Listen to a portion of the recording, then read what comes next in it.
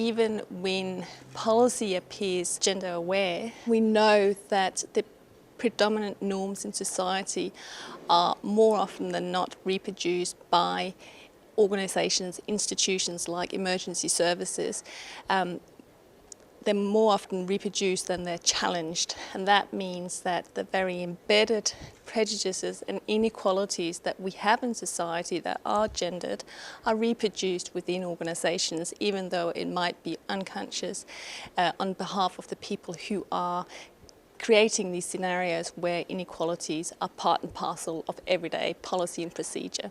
Structures within agencies are evident at most levels, so be it from the job ads that advertise, say, firefighting positions, the language they're written in often is very gendered. It's focused on men because the profession historically has been very male dominated.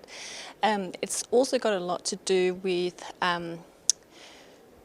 perceptions, and these are cultured perceptions that we are cultured into not even questioning in everyday life, which has to do with how we're built, our physique, our psychological characteristics. So men more often are considered to be strong, they've got a better form of stamina, they're less prone to crying, where women are perceived to be physically weaker. They have menstrual cycles that could impact on their ability to perform, say, remote firefighting tasks.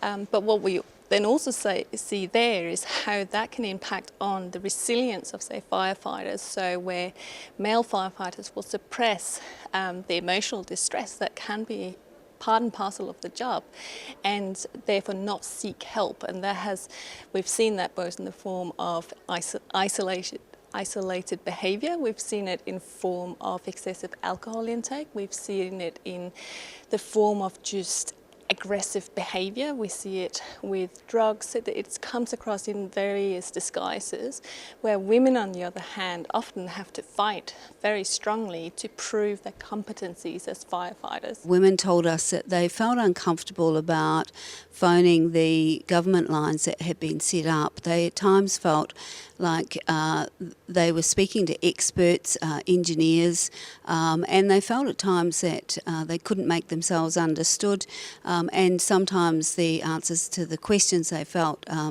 they were made to feel silly. So women started phoning our services for practical information, things that were well beyond the information that they would have been contacting us with regard to their violence experience, but much more about where to or how to get your chimney replaced, how to get water running, and how to access portaloos. So the very practical elements that women felt comfortable in asking us about. Well, it was a very unexpected role for the women at Christchurch Women's Refuge to have to provide information of a practical nature. But what we found is that the women in the community not only felt comfortable in contacting us, but they trusted the information that they received from us, and that they felt that they could ask such a broad range of questions without being made to feel silly. Our research with women exposed gendered expectations of them that they would sacrifice their own well-being for the greater good. Women had to pull back to a supportive, wifely, nurturing role, sometimes forfeiting the right to live free from violence.